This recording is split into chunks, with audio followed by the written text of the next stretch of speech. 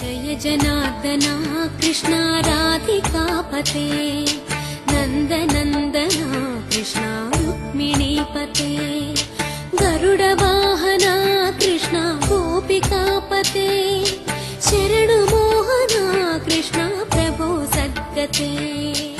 విష్ణువుని దామోదర స్వరూపంగా ఆవాహన చేస్తారు. దామోదర అన్న మాట ఎందుకు వచ్చింది అంటే దామ్నా ఉదరే మాత్రా బద్ధ ఇది దామోదర అని.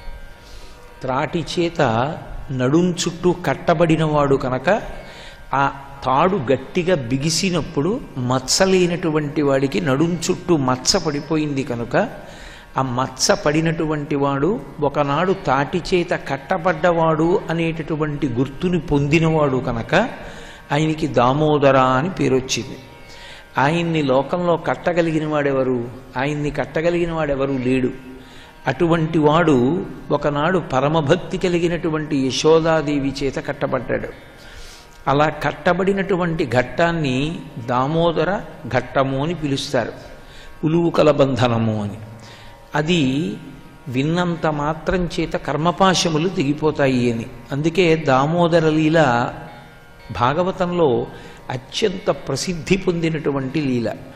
దీన్ని బ్రహ్మచారుల దగ్గర నుంచి 4 ఆశ్రమాల్లో ఉన్నటువంటి వాళ్ళు సన్యాసుల వరకు కూడా అత్యంత భక్తి శ్రద్ధలతో శ్రవణం చేస్తూ ఉంటారు.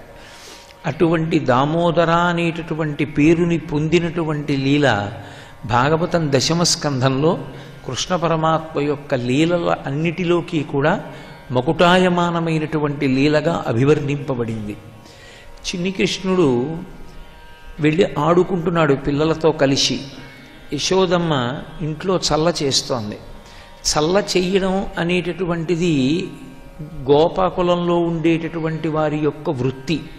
వారి ఐశ్వర్యమంతా ఎక్కడి నుంచి వస్తుంది అంటే పశుపోషణ నుంచి, ఆ పాలని చిలికి వెన్న చేయడంలోంచే వస్తుంది. అందుకే ఏ కర్మ వలన ఐశ్వర్యము ఉత్పన్నమవుతుందో ఆ కర్మని ఈశ్వరుడిగా భావన చేసి ఆ కర్మకి ఉపయోగపడేటటువంటి పనిముట్లు ఏముంటాయో ఆ పనిముట్లకి పూజ చేయడం అనేటటువంటిది భారతదేశంలో ఒక సంప్రదాయం.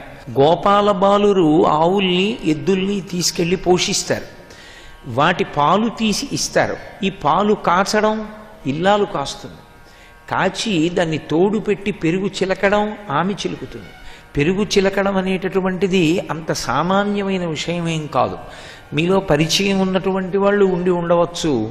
పెరుగు చిలకడం అనేటటువంటిది ఒక అద్భుత ప్రక్రియ. అసలు యథార్థంగా చెప్పాలి అంటే పెరుగు చిలికేటటువంటి ఇళ్లలో లక్ష్మి తాండవిస్తుంది, అంత అద్భుతంగా ఉంటుంది. ఆ కుండలో పెరుగు తోడుపెట్టి గట్టిగా ఉన్నటువంటి పెరుగులోకి కవ్వాన్ని దింపి స్తంభానికి 2 తాళ్ళు కడతారు, అడ్డుతాళ్ళు. అందులోకి కవ్వాన్ని ఉంచి నిలువుతాడు వేసి 2 చేతులతో పట్టుకుని సమానంగా తిప్పాలి.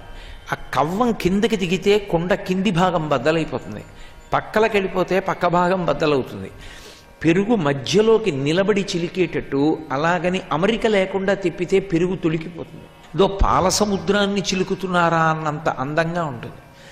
చిలికితే అందులోంచి వెన్న ముద్దలు పైకి తేరి ఆ కవ్వం నిండా కూడా ముద్ద అంటుకుంటుంది.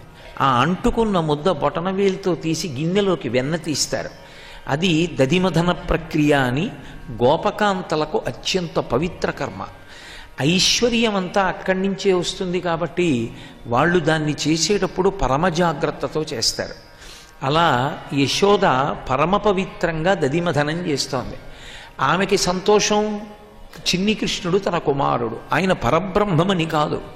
పరబ్రహ్మమని తెలియకపోయినా నిజంగా పరబ్రహ్మానికి అపకారం చేద్దామని వచ్చినటువంటి పూతనయే ఆయన యొక్క సౌందర్యము చేత ఆకర్షితురాలైతే బ్రహ్మగారిని వరం అడిగి యశోదగా ఈ భూమండలం మీద జన్మించి కృష్ణ పరమాత్మకి తల్లిగా పాలిచ్చి పోషించినటువంటి యశోద ఎంత ఆనందాన్ని అనుభవించి ఉంటుంది. అందుకే కృష్ణ స్మరణల చేత పునీతమైపోయింది ఆవిడ. కృష్ణ తత్వమునందు ఒక లక్షణం ఉంటుంది. కృష్ణతత్వానికి ఉన్న గొప్పతనం ఎక్కడుంటుంది అంటే కృష్ణ స్మరణము చాలు.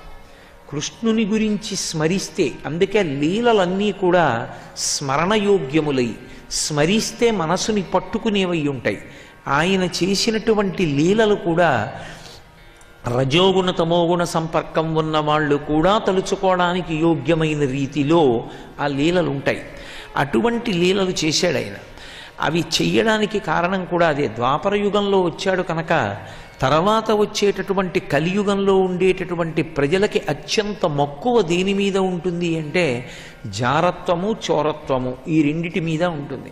ఈ రెండిటి నుంచి కలియుగంలో అనురక్తి కలిగినటువంటి ప్రజల్ని ఉద్ధరించడం కోసం తాను జారలీల, చోరలీల చేశాడు కృష్ణ పరమాత్మ. నిజానికి ఆయనకి దొంగతనం చెయ్యవలసిన కర్మ లేదు. ఆయన చేసింది దొంగతనం కాదు, ఆయన చేసింది జారత్వం అంతకన్నా కాదు. ఆయనకి జారత్వం చేయవలసిన అవసరం, చోరత్వం చేయవలసిన అవసరం ఏముంది కనుక అసలు జారలీల అనేటటువంటిది రెండు అర్థములను ప్రతిపాదిస్తుంది. ఆయన దొంగతనం చేస్తుంటాడు. దొంగలు ఐశ్వర్యాన్ని ఎత్తుకుపోతారు, వాళ్ళు డబ్బు ఎత్తుకుపోతారు, నగలెత్తుకుపోతారు. కృష్ణుడు అది తీసుకెళ్ళడు. కృష్ణుడు వెన్న ఎత్తుకుపోతుంటాడు. నవనీత చోరుడు అని పేరు. ఆయన నవనీతాన్నే ఎందుకు చౌర్యం చేస్తాడు అన్నదానికి ఒక ప్రధానమైనటువంటి కారణం ఉంది. పాలు అనేటటువంటివి భగవత్ సంబంధమైనటువంటి కథాగానము. భగవంతుని యొక్క గుణములు, భగవంతుని యొక్క రూపము, భగవంతుని యొక్క విభూతి, భగవంతుని యొక్క నామము, భగవంతుని యొక్క వైభవము, భగవంతుని యొక్క స్తోత్రము, వీటిని ఆవు పాలు అని పిలుస్తారు.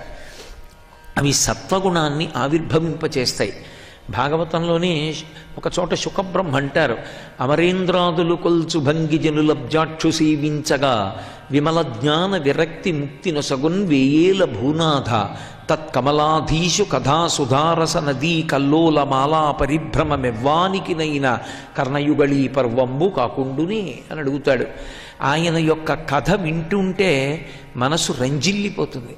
భగవత్ కథ బాగుంటుందా, భగవంతుడు బాగుంటాడా అని ప్రశ్న వచ్చింది.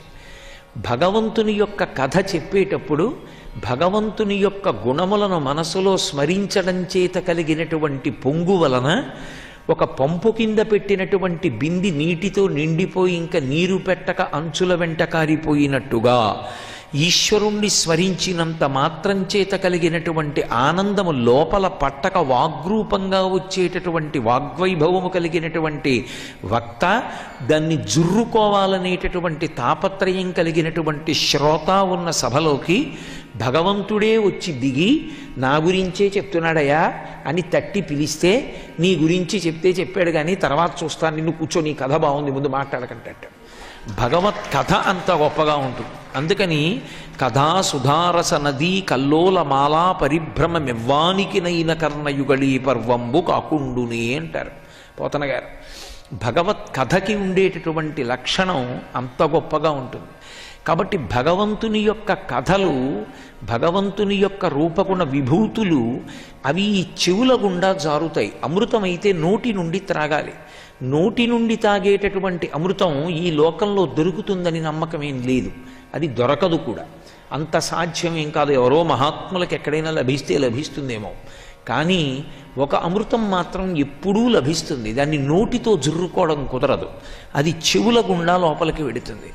చెవుల గుండా లోపలికి వెళ్ళినటువంటి ఆ అమృతం ఇక మళ్ళీ పుట్టవలసిన అవసరాన్ని తీసేస్తుంది. కాబట్టి అటువంటి పాలు భగవంతుని యొక్క గుణములైతే ఆర్ద్రత కలిగినటువంటి హృదయముతో వినడమే సన్నని సెగ మీద ఆ పాలు కాయబడడం.